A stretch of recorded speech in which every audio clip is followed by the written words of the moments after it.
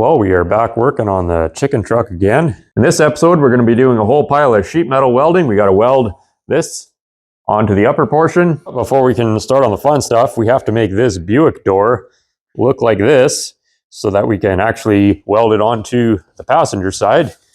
We're a little bit behind schedule on the passenger side, so we got to get everything caught up. So let's start butchering.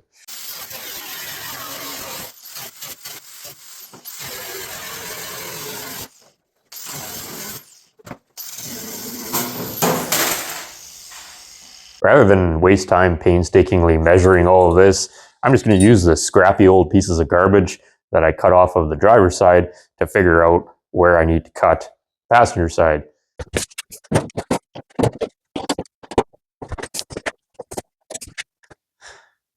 Pretty sure all the old world craftsmen also used pieces of garbage to template out their doors.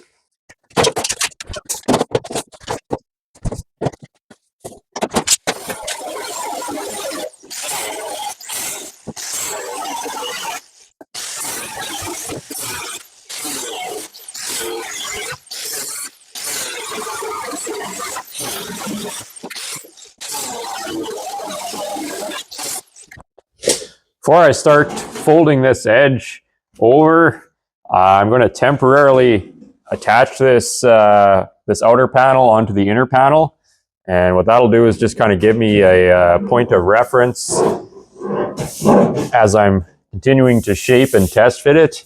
It'll be going back on here the same way every time, so I don't end up just chasing my tail.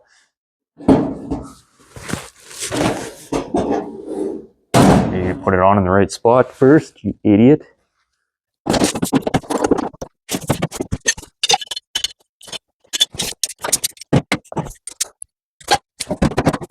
So I went ahead and attached this to the inner structure using Clecos. The reason for this is that what has to happen is this edge up here, it needs to fold this way. And when that happens, things are going to go crazy and we're going to have to test fit this on and off a million times. And we know the lower portion of this is already the shape that it has to be. So now we're going to be able to test fit it on and off in the same spot every time. And we don't end up chasing our tail. And, you know, we know it has to fit here. So we have to make whatever this is fit this. And here's a look at the reason why I have to fold this edge. You can see there ain't enough coat hangers in all of Canada to fill up that gap. So we're going to have to do a little bit of rework here, and we've also got to actually kind of wheel this edge to give it a little bit more shape. You can see it's not the right shape right now, so we had to do the same thing on the other side. Now we're going to do this, but we're going to do it slightly different just because, and we'll see how it goes. And now we get to take it all off, first of many hundreds of times. This is the stuff they don't show you on the more popular shows. That's why those shows are more popular. But lucky for you, I have no shame. So I'm going to show you the entire process from start to finish. Painful and tedious as it is.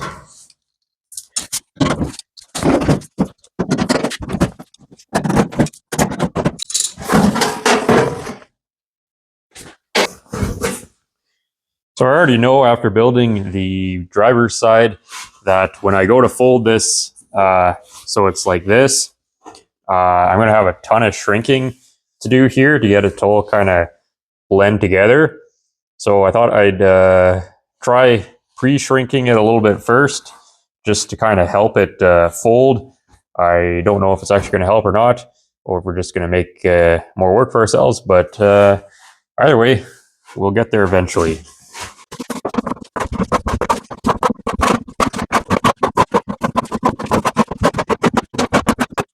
But I think I'm going to chicken out and just do it the same way we did the driver's side. You can see, I don't know if you can see or not, I can see. What's happening is we are shrinking this, which needs to happen, but it's also bowing in this line here. Problem is I need kind of to bend right on this line. And if this line is all goofy from us shrinking it, then it's going to be harder to bend it over. And I guess if we did enough shrinking, we would just be able to completely pull that line right out of it. Some idiot left his straight axle in my vise. I don't know why people mess around with this old garbage. Everybody knows that Pinto clip is the way to go.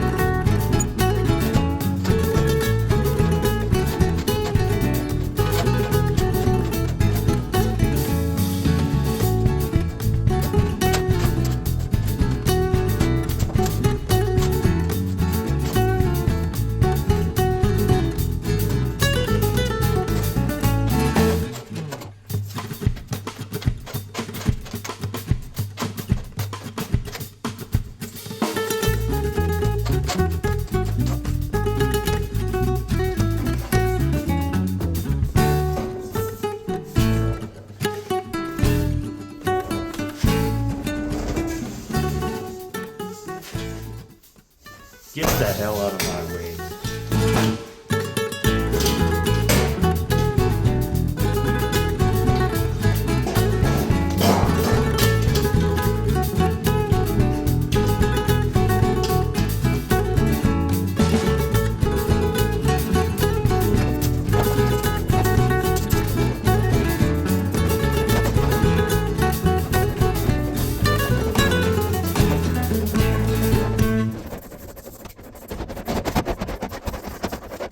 Well, this side went together way faster than the driver's side did. It's almost like all our templating and careful, tedious preparation actually paid off for once. A rare moment indeed. I was really tempting to just let Vile Kyle kind of have his way with this and get out the MIG welder and just start welding it along here, and then spend the next month of Sundays with the short hair and the grinder and trying to sculpt this all out. But we're going to do this the right way. I use that term loosely because, I mean, none of this that we're doing here is really the right way to approach this, but we're doing it anyways. So let's give it the old college try, why don't we?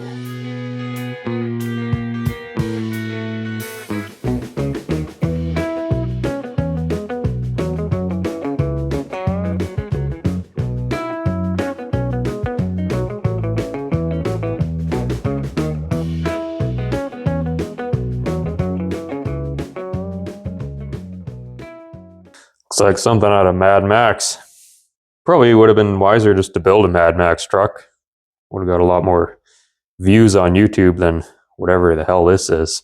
Now we're going to toss the driver's side on, kind of in the interest of keeping everything moving along at the same pace. Trying to avoid getting too far ahead of myself on one side or the other. As soon as I do that, it sucks like 10 times worse when you gotta start over on the other side. Shut up, Kyle. Shut up. Nobody cares.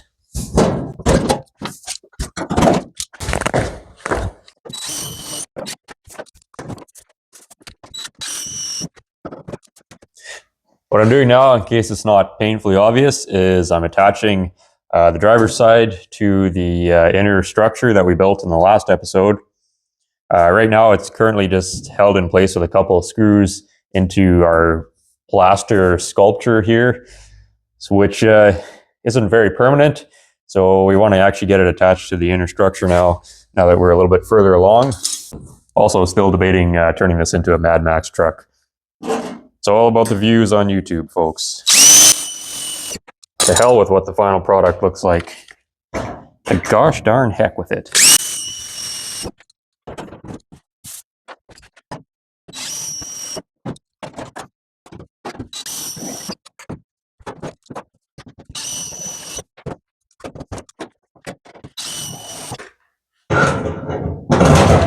Now let's take it all apart again for the 8 millionth time.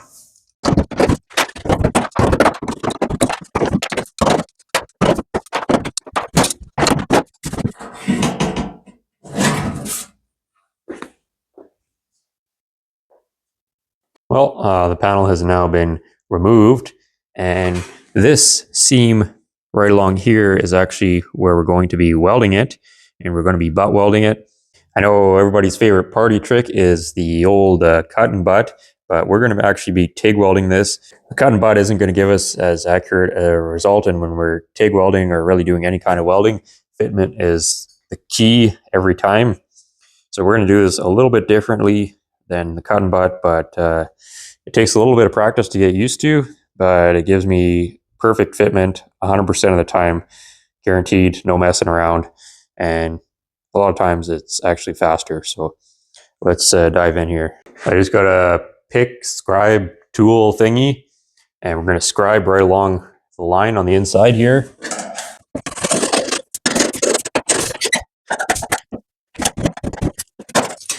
Now we're just going to remove this upper section here.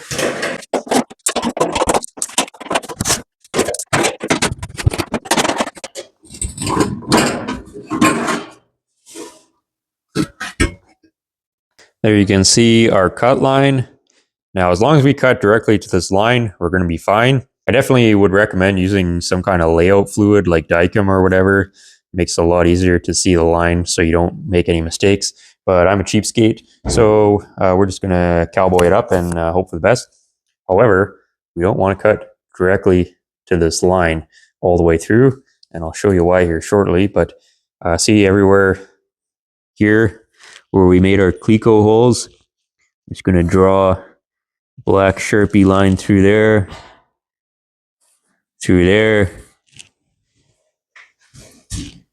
right here.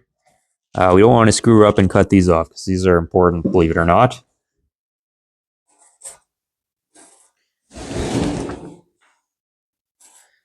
If you cut these off, we're going to have a lot of trouble.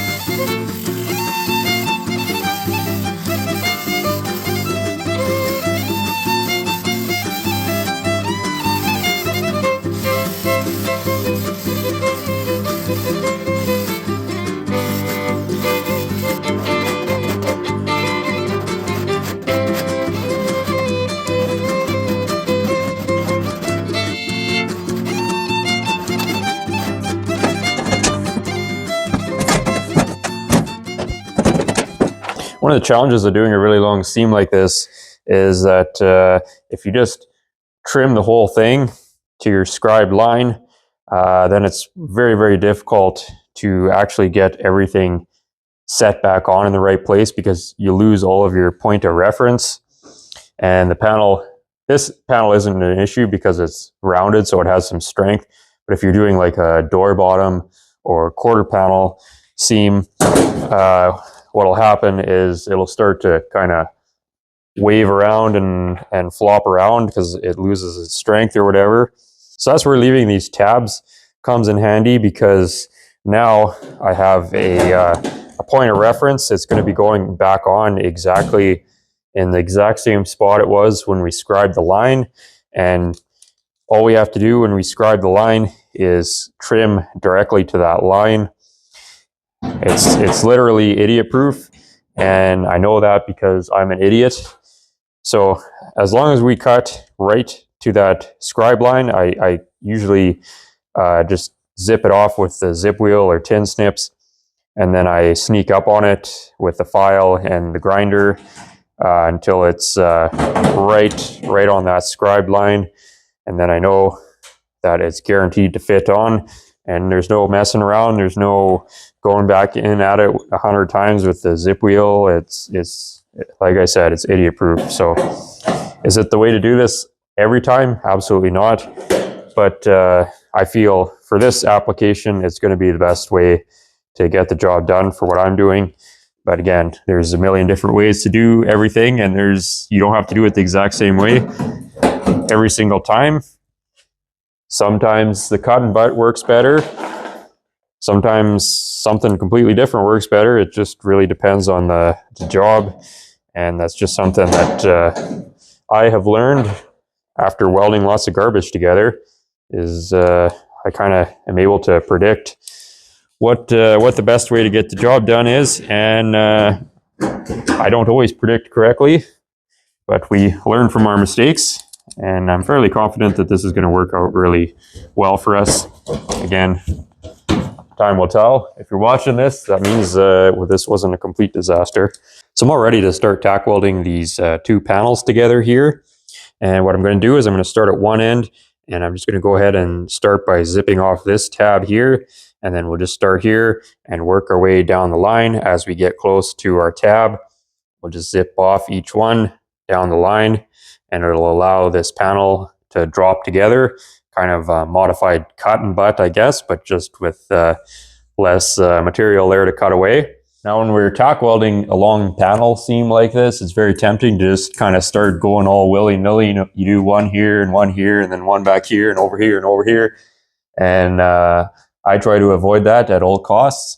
And the reason for that is I like to start here and then chase it right across all the way down in one straight line right to the end of the panel. Because if we just start placing random tack welds everywhere, what's going to happen is we're going to end up putting a bunch of little ripples in that seam, and we'll be chasing those ripples right on through to the final bodywork stage.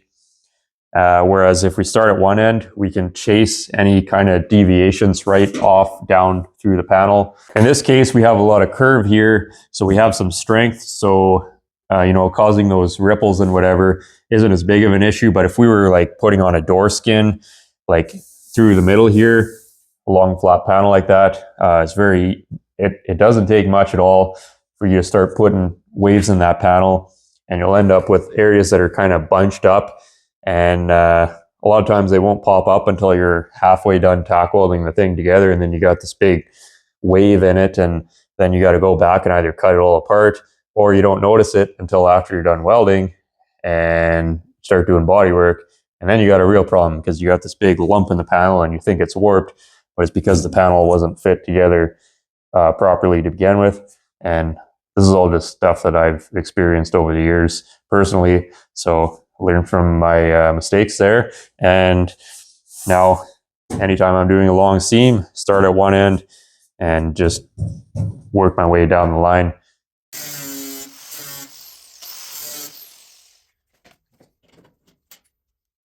So here is a problem that you're going to run into anytime that you're butt welding something, whether it's with a MIG or TIG or oxyacetylene.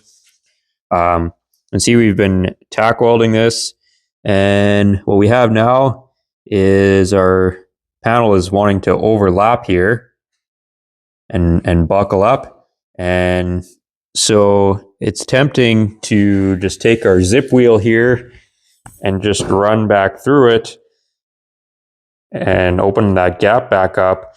But we have to look at this logically here, not barbarically. Well, I know for a fact that when I fit all this together, I had this all fitting perfect. There was no overlapping at all, other than where our little tabs are. So what has changed? Well, the only thing that's changed is we've started tack welding this. So this has closed up here because the weld, our tack weld here, has shrunk and pulled this together. So the way to fix that is to stretch our tack welds. And I've been having to do this as I go along here. Every couple tack welds, I have to stop, stretch out those tack welds, and it opens this gap back up. We're able to continue with MIG welding. It doesn't shrink as bad on you, so you can get away with a few more tacks, but it does occur still with a MIG weld. The problem with opening this up with the grinder is we're going to be chasing that all the way across the panel. And if I keep opening that gap up with the grinder, well, look at the thickness of this grinding disc here. That's like a 1/16 of an inch. So we go a 1/16 of an inch here, 1/16 of an inch here, and we just keep cutting and cutting and cutting. Well, by the time we get to the back here, we're going to have this thing like a 1/4 inch smaller at the back, and then the panel isn't going to fit anymore. So the way I'm going to stretch this is, as I've shown before, just going to put my dolly on the back side, hammer on the outside. I'm going to hammer directly onto that dolly. I'm going to squish that weld, and we'll be able to fix it up tickety-boo.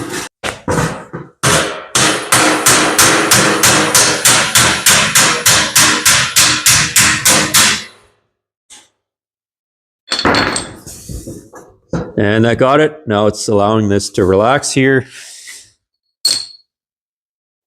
Just going to tap it so it's flush.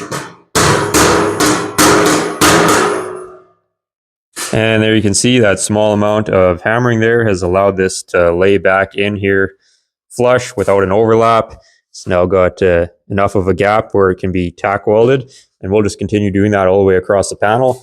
We are doing this with a MIG welder.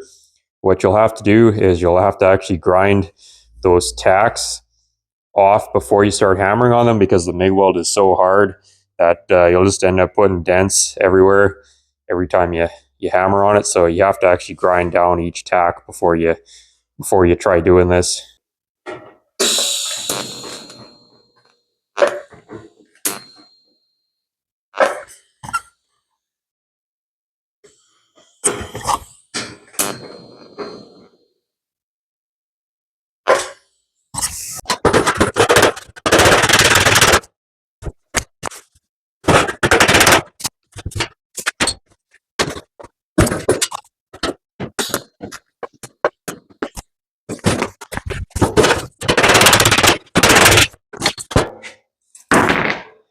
Anyways, you get the idea, I hope. I'm not going to make you watch me do this for the whole length of this. This is where the work is. This is painfully tedious, awful work. But all the time I spend fitting this right now is going to save me time and effort when it comes to welding and finishing out the seam and doing body work. Okay, we got this side all tack welded together and ready to go. You can see we've got a really, really nice fitment here. The only spots where there's any issues at all is right where our tabs were. I did nick it a little bit with the grinder, but I'm not going to worry about that. This is going to weld up very easily for us, and that's what we want. I would rather spend the time fitting than welding, because I'm not a very good welder, as you're about to see. And why waste time messing around with a welder when we can just get it fitting right? Normally, I'd like to get this side caught up to speed, so get this side all cut and tack welded in. But it is Saturday evening, and we are almost out of welding gas. So if we run out of welding gas now, we're kind of hooped for the rest of the weekend. So I'm just going to go ahead and weld this up now. And if I have enough gas, then we'll get the other side welded up as well. A couple things to note here. Whenever I'm trying to put a seam in, yes, it is strategic to put it near a body line or an area of strength so that it kind of minimizes the warpage. But if you get too close to that body line, then the warpage from the welding will actually progress into that body line and put waves in that body line. And when that happens, it is very, very, very difficult to correct that. I'd say general rule is 1 inch is kind of my bare minimum. I would like to even have the seam further out here. That would be even better. Maybe, another 1/2 inch or 1 inch away. The problem with that is just the way we had to shape these panels. If I was going to put the seam here, I would have to do a lot more stretching along this here, and when we stretch, that metal is going to get thinner. So I decided it would be better to put the seam in closer and have shrink here, which kind of keeps the metal all kind of the same thickness without overstretching it and run the risk of tearing it and whatever. The other reason we want this fitment as tight as possible is that if we have a big gap or an inconsistent fit up here, what's going to happen as we're welding is that's going to pull shut, and it's actually going to pull this upper panel in with it. And that's again where that starts getting into that body line, and then we got all kinds of issues. So by keeping the gap tight and consistent, it's not going to want to pull as much on us. We're not going to put as much heat into it, and just less work down the road.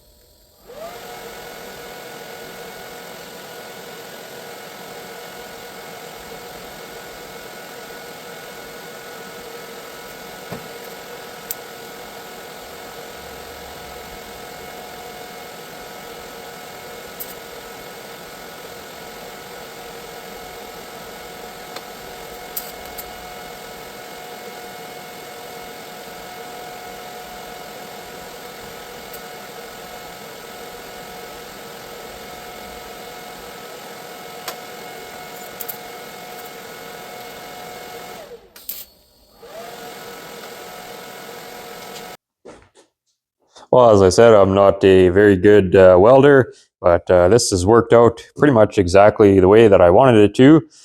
And by some miracle, we still have some welding gas left. So I'm going to hop over to the passenger side, try to get it caught up to this side, and then we'll finish out the weld seam. So we have proof of concept here. Here is the passenger side.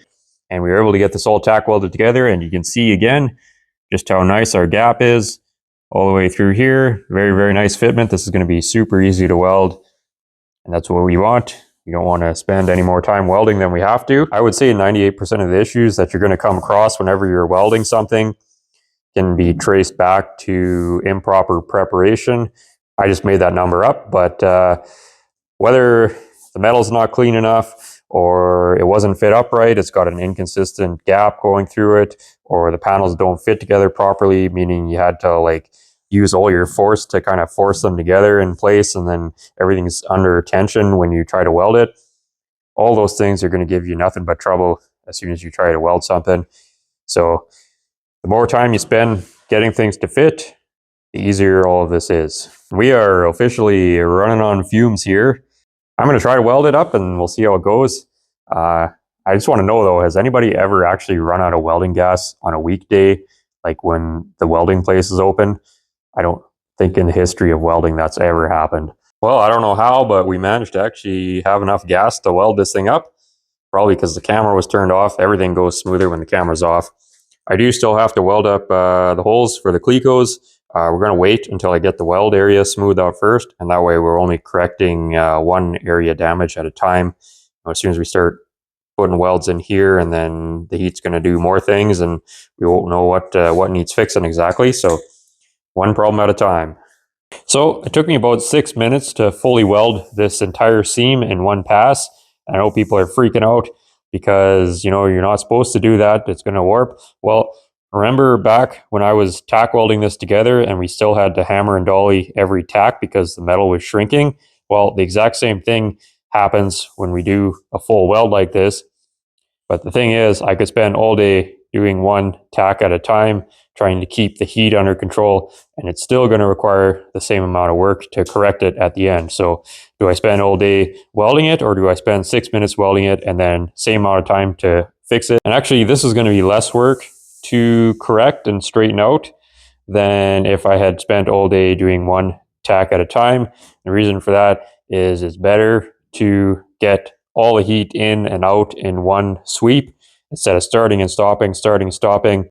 That heating, cooling, heating, cooling, heating, cooling actually does more damage than just getting it all in one pass. And this side actually, you can see a couple areas where I got sloppy here and I started and stopped and I wasn't as consistent. Whereas this side, I was able to maintain a lot more of a consistent heat effect zone here. So this side will actually take less work to finish out than the driver's side will.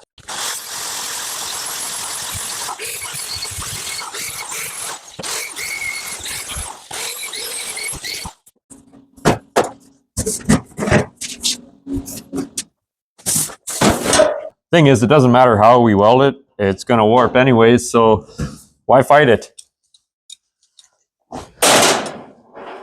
Let it do its thing. And for me, this was like the eureka moment when I discovered I could just weld something in one pass and fix it faster than it would take me to try and control the warpage or whatever. It goes against everything all the experts have always said, but actually this goes right back to the old coach building days, for as long as they've been building cars, basically, with oxyacetylene and whatever. They used to do the same thing, weld it all in one pass and then finish it out.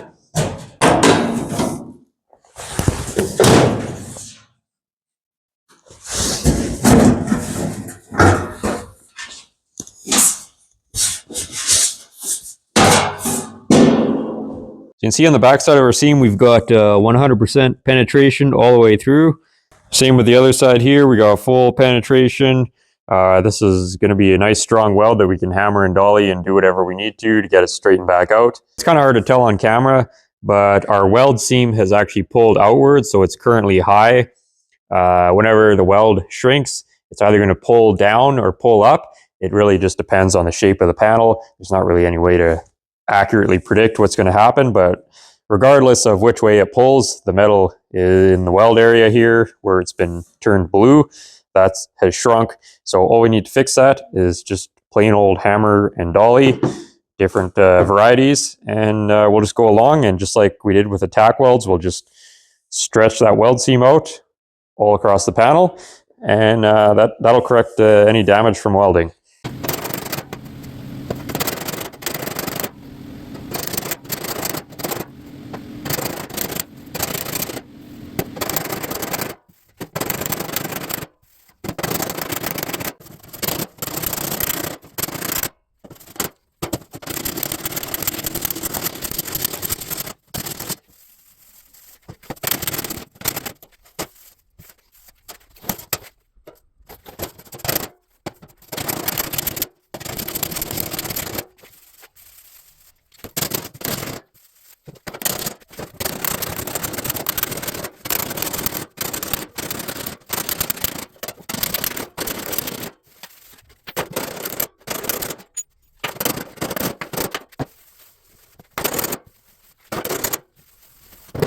Okay, so we got all the damage from the welding hammer and dollied out. Now this panel isn't totally perfect at this stage. There's still some, dings and gibbles and gobbles just from us, shaping and reshaping these panels and whatever. But the main thing is the damage from welding is out of it. So that means it's time to fill up our holes that we made for the clecos earlier. And for that, we don't want to warp this. We don't want to warp it. So we're just going to take our ice pick, tap those in, and then fill over them, and they'll be good to go.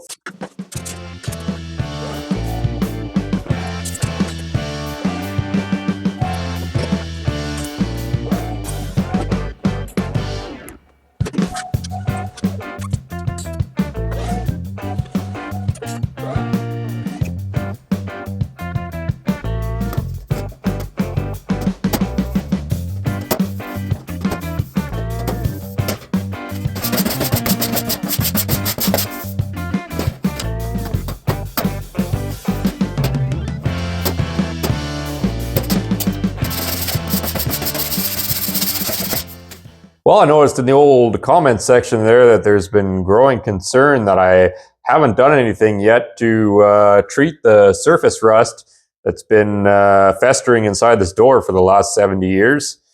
And I just want to reassure everyone that I will be treating this rust to a nice steak dinner and then never calling it again.